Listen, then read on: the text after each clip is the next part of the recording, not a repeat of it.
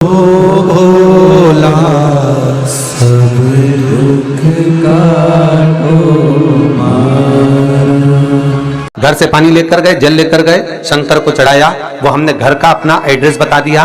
भगवान शिव को जल चढ़ाकर अपने आनंद के लिए शंकर से कुछ प्राप्त कर लिया। दूसरा जल, जल के कलश में थोड़ा सा इत्र डालकर शंकर को जब समर्पित करते हैं तो महाराज घर में अगर कोई व्यक्ति बहुत रोगीला है, बहुत रोगीला, एक शिव महापुराण में, स्कंद पुराण में, नर्मदा पुराण में, भविष्य पुराण में, अग्नि पुराण में, नारद पुराण में, बरहा पुराण में, वामन पुराण में जितनी चीजें लिखी गई है एक एक प्रैक्टिकल कर देखो तो शिव महापुराण, स्कंद पुराण का यह भाव याद करिए कि एक लोटे पानी में इत्र मिलाकर, जल में इत्र मिलाकर, बहुत रोगीला व्यक्ति, बहुत बीमार व्यक्ति है, एक लोटा पानी उसका हाथ का स्पर्श कराकर शंकर को चढ़ाना प्रारंभ कर दीजिए। महाराज केवल 5 या 7 दिन चढ़ाओ और वो 7 दिन के बाद में उस बीमार व्यक्ति का क्रम देखिए कि उसमें कितना आराम लगा है।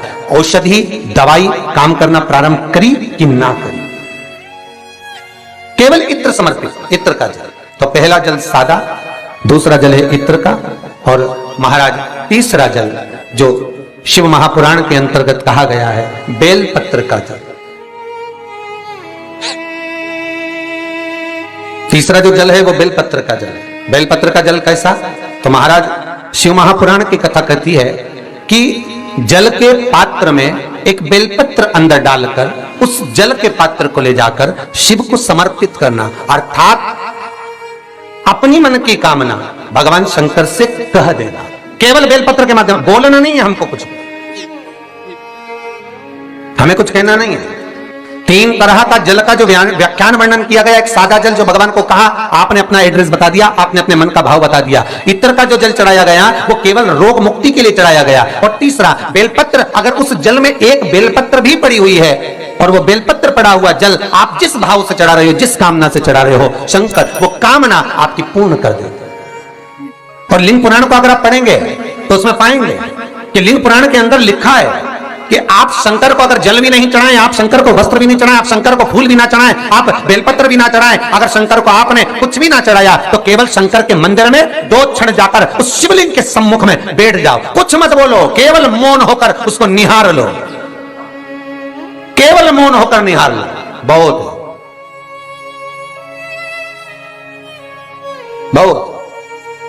जो हनुमान जी महाराज को 3 तरह की माला समर्पित होती है।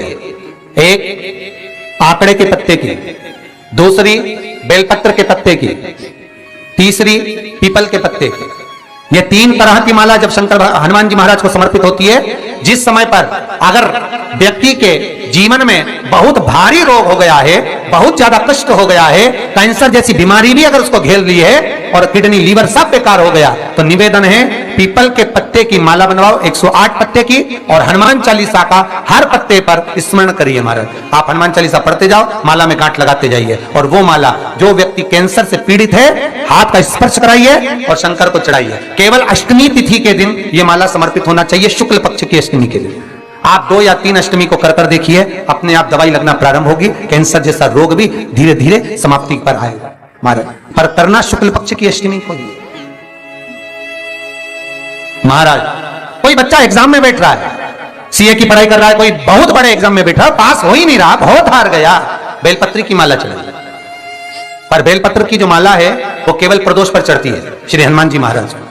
आप बेलपत्र की माला चढ़ाओ, 108 बेलपत्र, आप श्री शिवाय नमस्तुभ्यम मंत्र का जाप कर गांठ लगाकर भगवान श्री हनुमान जी महाराज के सामने पहुंचकर माला को सीधी रखकर, जो व्यक्ति एग्जाम में बैठ रहा है, नौकरी के लिए, अन्य पढ़ाई के लिए, अगर कंपटीशन एग्जाम में भी बैठ रहा है, तो माला को हनुमान जी महाराज, और हनुमान जी कौन से होना चाहिए? पूर्वमुखी।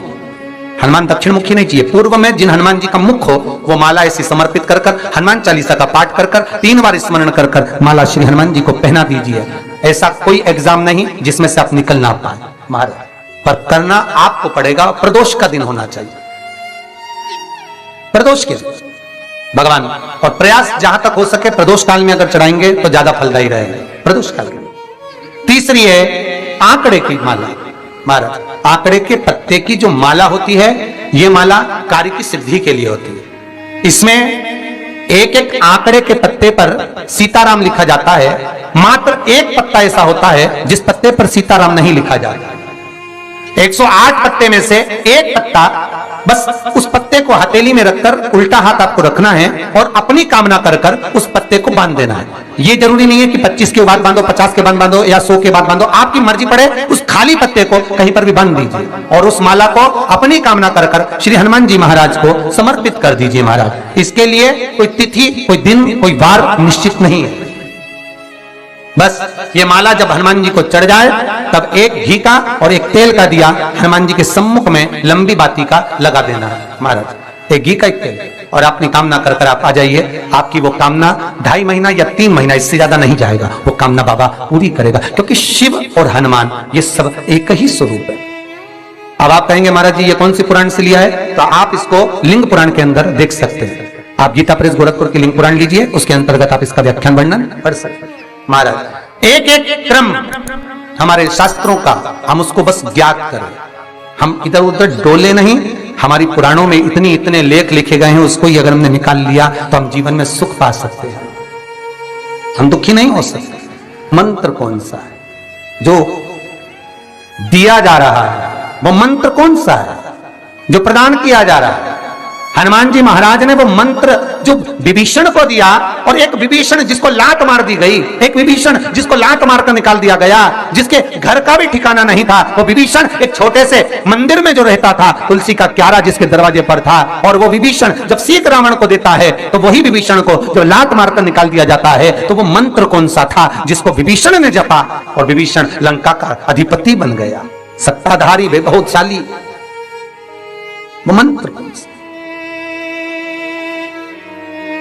केवल एक मंत्र जो श्री हनुमान जी महाराज ने विभीषण को दिया महाराज, वो मंत्र कोई दूसरा नहीं था, केवल भगवान का नाम विभीषण को प्रदान किया था। क्यों? क्योंकि विभीषण के दरवाजे पर जब हनुमान जी महाराज पहुंचे थे, विभीषण के द्वार पर जब हनुमान जी महाराज पहुंचे तो विभीषण के दरवाजे पर जाकर क्या देखते हैं कि सब कुछ विभीषण के यहां पर है, और विभीषण लगा हुआ है, कभी यहां पर प्रणाम करता है, कभी वहां प्रणाम करता है, कभी विभीषण यहां जाता है, यहां नमन करता है, कभी विभीषण वहां नमन करता है, कभी विभीषण इस स्थान पर जाता है, विभीषण यहां मत डोल रहा है, ये हनुमान जी देख रहे हैं। घर में दिखाया तो वास्तु दोष है, क्या करें? पाइप तोड़वा के इधर का इधर कर दो, सीढ़ी तोड़वा के इधर कर दो। राशि में दिखवाया तो ग्रह दोष है। सारे दोष मनुष्य को नजर आते हैं और सब कुछ कर लेता है वो, पितृ दोष के लिए भी, वास्तु दोष के लिए भी, ग्रह दोष के लिए भी, पर मनुष्य को सारे दोष नजर आते हैं। जब दुख आता है बस एक दोष नजर नहीं आता अपने कर्मों का कि पहले क्या कर कर आया, वो भी तो दिखवाओ किसी महाराज से। महाराज जी बोल देंगे पितृ दोष है, महाराज जी कह देंगे वास्तु दोष है, महाराज जी कह देंगे ग्रह दोष है, महाराज जी कह देंगे ये दोष है, पर महाराज से एक दोष अपने को अपना छाटना है कि मेरे कर्म का दोष कौन सा है। मैंने पत्रिका दिखवाई, महाराज जी ने कहा वो भी करा, मैंने ये उन्होंने बताया वो भी करा, मैंने ये व्रत करा, मैंने वो उपास करा, अपने कर्म का दोष भी तो देखो कि दोष कौन सा है। दरवाजे भी बदल दिए, सीढ़ियां भी बदल दी, वास्तु शास्त्र वाले को बुलाकर घर भी बदल दिया, 50 बार मकान भी बदल दिया, सारे दोष हमने देखे, पर भीतर का दोष नहीं देख पाए कि हमारे कर्म का दोष क्या है। जो पूर्व में कर कर आए हो वो कर्म का भोग मनुष्य के शरीर में भोगना पड़ेगा, और मनुष्य के शरीर मिलता ही काय के लिए है? एक भगवान का भजन करो और दूसरा कर्म का भोग भोगो, इसके सिवाय है क्या? का शरीर केवल 2 कारणों से मिला है, एक कर्म का भोग भोगने के लिए और एक भगवान का भजन करने के लिए। तो कर्म का भोग भी भोगना और भगवान का भजन भी करना है, तो क्यों करना है? तो शिव महापुराण की कथा कहती है कि जितना तुम भजन करते रहोगे तो ये दुख जो आता है ये धीरे धीरे कटता रहेगा, बस भजन से दूर मत होना।